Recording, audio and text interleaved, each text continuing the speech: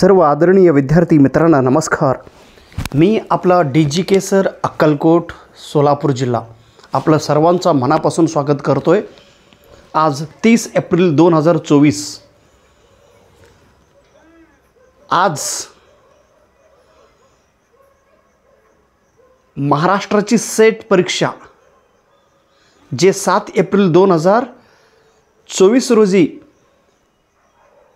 Pune set विभागाने ही परीक्षा घेतली होती। या परीक्षेचा जो प्रोविजनल आन्सर की आहे तो आज रिलीज झालेले आहे।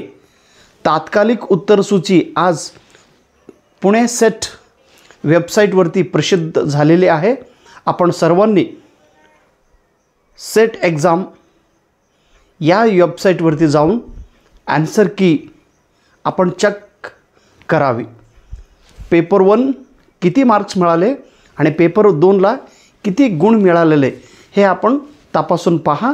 जे काही प्रश्न तुम्हाला डाऊटफुल वाटतो तसं डाऊटफुल प्रश्न मलाही पाठवा।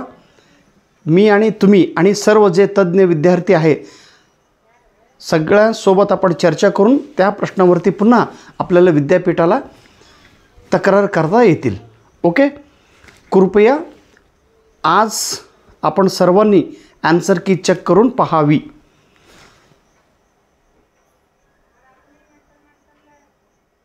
आणि मार्क्स किती मिळाले हे व्यवस्थित आपण पाहिलं पाहिजे। एकदम टू द पॉइंट तुमचा प्रश्नपत्रिका आहे आणि तुम्हीच शोधला पाहिजे प्रश्न चुकीचा आहे का उत्तर चुकीचं आहे। कारण मी एक विद्यार्थी मला कॉमर्सचा प्रश्न पाठवला होता। इंग्लिश मीडियममध्ये तो करेक्ट आहे, मराठी मीडियममध्ये ट्रान्सलेशन करीत असताना तो प्रश्न चुकीचा आहे। असा प्रश्न तुम्ही मराठी आणि इंग्लिश व्यवस्थित पहा, तुम्ही स्वतः ऑब्झर्व करा। कारण हा तुमचा रिझल्ट असतो, इतरांचा नाही। तुम्ही किती प्रामाणिकपणाने क्वेश्चन व्यवस्थित ॲनालिसिस करताय। एका प्रश्नाला एकदा 2-2 आन्सर असतो, एकदा प्रश्न चुकीचे असतात, एकदा 4ही ऑप्शन चुकीचा असतो, एकदा 4ही ऑप्शन्स बरोबर असतो।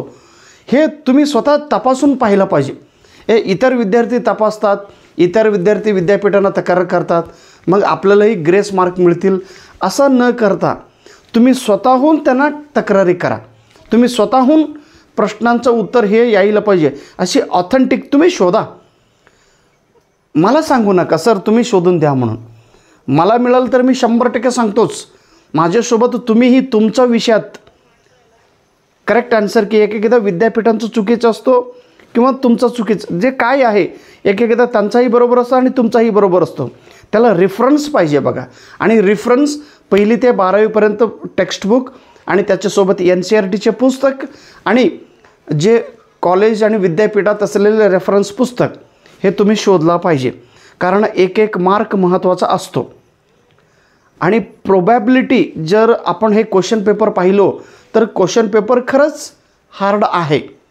ओके, आणि पेपर 1 आणि पेपर 2 दोन्ही मिळून तुमचा मार्क 150च्या पुढं मिळत असेल तर होप्स आहे की तुम्ही सेट परीक्षा उत्तीर्ण होणार 150च्या पुढं। हे 100% त्यातच काही वाद नाही। कारण सेट परीक्षा एकदा एक विद्यार्थी सेट परीक्षा पास झाला तर त्याच विषयातून तो परीक्षा बसत नाही, म्हणून दरवेळी कॉम्पिटिशन वाढत नाही, व्हेरिएबल जास्त होत नाही की बाबा ह्या वर्षी 150ला आहे, दुसऱ्या वर्षी एकदम 170ला जातो, 180ला जातो। नाही, व्हेरिएबल 2-3 मार्काने व्हेरिएबल होत असतो, परंतु प्रोबॅबिलिटी 150 हा महत्त्वाचा आहे। आणि मार्क्स किती मिळाले हे पाहून पुन्हा एकदा तुमचा प्रयत्न सुरू ठेवलाच पाहिजे तुम्ही। कारण जूनमध्ये नेट एक्झाम होणार आहे। आता जूनचाही तारीख बदललेली आहे। 16 जून 2024 रोजी UPSC परीक्षाचा पूर्वपरीक्षा असल्यामुळं काल UGCचा जो चेअरमन साहेब आहेत प्रोफेसर जगदीश सरांनी सांगितलं की पुन्हा जून 16ला होणारी नेट परीक्षा 18 जूनला होणार आहे। बघा, फक्त 2च दिवस त्यांनी पुढे ढकललेले आहे। ह्याचा अर्थ त्यांनी खूप सिरियस आहे। मला वाटलं होतं अजून 1 महिना त्यांनी वाढवून दिलं म्हणजे देतील 1 महिना, परंतु वाढवून दिलेलं नाही।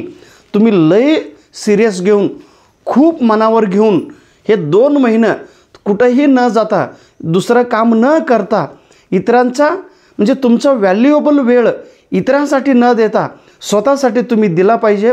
स्वतःचं करिअर तुमच्या हातात आहे. थोडं सिरियसनेस होऊन तुम्ही येणाऱ्या नेट परीक्षेबद्दल व्यवस्थित तयारी करा. सेट कितीही येऊ द्या, सेटमध्ये रिझल्ट आला तर खूपच चांगलं. आणि ज्यांचा रिझल्ट येतो तो नेटसाठी प्रयत्न करा, कारण ह्याच कॉन्फिडन्समध्ये तुमचा रिझल्ट नेटचाही मिळून जातो. आणि जो विद्यार्थी 100पेक्षा जास्त आहे आणि ज्यांचा सेट एक्झाममध्ये रिझल्ट मिळत नाही, असेही विद्यार्थी पुन्हा एकदा नेटसाठी तयारीत राहा, कारण तुम्ही ऑलरेडी 100पेक्षा जास्त मार्क घेतलेले आहे. जर अजून 50 मार्क घेण्यासाठी तुम्हाला प्रयत्न करावा लागणार आहे. बघा, एकदा यश मिळालं तर खूपच चांगलं, नाही मिळालं तर पुन्हा एकदा व्यवस्थित ट्राय करून पेपर लिहा आणि तुम्हाला यश मिळतो. आणि माझं पुस्तक जर तुमच्या हातात असेल तर कृपया तो पुस्तक खूप बारीकपणाने टू द पॉईंट लक्षात घेऊन तो कन्सेप्ट समजावून घ्या. कारण काल झालेले आंध्राची सेट एक्झाममध्ये मी स्वतः गेलो होतो आणि पाहिलं क्वेश्चन पेपर अतिशय टफ आहे. Question paper is not easy, paper 1. आणि एवढं त्यांनी काय केलं माहिती आहे का, क्वेश्चनला असं फोडून म्हणजे कन्सेप्ट आधारित प्रश्न त्यांनी टाकलेले आहेत. अहो, कन्सेप्ट आधारित म्हणजे कसं आहे, तुम्हाला सगळं कन्सेप्ट यायलाच पाहिजे तरच तुम्हाला मार्क मिळणार, नाही तर नाही मिळणार. वाढतात आंध्राची सेट क्वेश्चन पेपर इझी आहे म्हणून नाही. तुम्हाला पाहिजे असेल तर माझ्या ह्या नंबरला, हा जो 7397847907 ह्या नंबरला तुम्ही मला मेसेज करा. मी पेपर क्रमांक 1चा तुम्हाला क्वेश्चन पेपर पाठवून देतो. ते बघा, क्वेश्चन किती क्वालिटीचा क्वेश्चन्स आहे. आता दरवेळी क्वालिटी वाढणार आहे, त्यामुळं तुमचाही क्वालिटी तुम्ही वाढवा, तुमचाही प्रिपरेशन वाढवा, तुमचाही दर्जा वाढवा. आणि पेपर 2साठी जे इंग्लिश विषय आहे, इंग्लिशसाठी सुद्धा मी तुम्हाला ते क्वेश्चन पेपर पाठवून देतो. क्वेश्चन पेपर व्यवस्थित नोटबुकमध्ये लिहा, त्याचं ॲनालिसिस करा. आणि खूप विद्यार्थी अहमदनगरवरून आमचे गणेश प्रोफेसर सर आहेत, त्यांनी राठोड सर आहेत यवतमाळवर, भरपूर विद्यार्थी माझ्यावर प्रेम करणारे विद्यार्थीजण, आई, माझे भाऊ बहीण, सर्व विद्यार्थी मित्र मला एवढं प्रोत्साहन करीत आहेत की सर तुम्ही पेपर क्रमांक 1 सोबत इंग्रजीचा आहे तुम्ही क्लासेस घ्या, इंग्रजीचा आहे तुम्ही लेक्चर घ्या. असे खूप विद्यार्थ्यांचं प्रोत्साहन आणि प्रेरणा मला मिळत आहे. परंतु काही नेगेटिव्ह माणसामुळे मला थोडा त्रास होतो आहे, खूप त्रास देत आहे. तरीसुद्धा मी तो फॉरगेट करून स्वामींच्या चरणी मी नमस्कार करून आशीर्वाद घेऊन पुन्हा मी व्हिडिओ सुरू करतोच. उद्देश चांगला आहे, तुमचाही उद्देश चांगला ठेवून तुम्ही बघा. माझं कुठं चुकतो आहे त्यासाठी मला अवश्य तुम्ही मला कळवा की सर अशा पद्धतीने आपण घेतलं तर चालेल.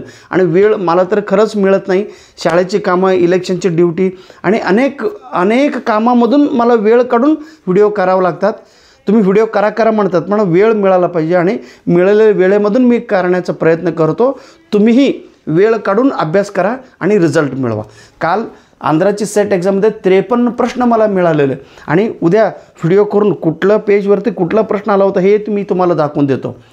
पास होण्यासाठी किती मार्कांची गरज आहे?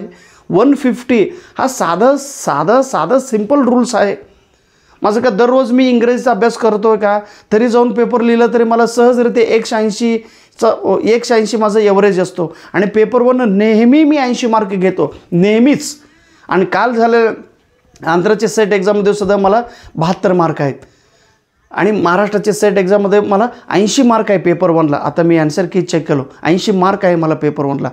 गणित, बुद्धिमत्ता, डाटा इंटरप्रिटेशन येत नसताना सुद्धा जर मला एवढा मार्क मिळत असेल तर तुम्हाला का मिळत नाही? तुम्ही प्रश्नचिन्ह स्वतःला विचारा आणि स्वतःमध्ये सुधारण करून घ्या. बघा, जर दरवेळी मला रिझल्ट मिळत असेल तर तुम्हाला मिळालं पाहिजे ना.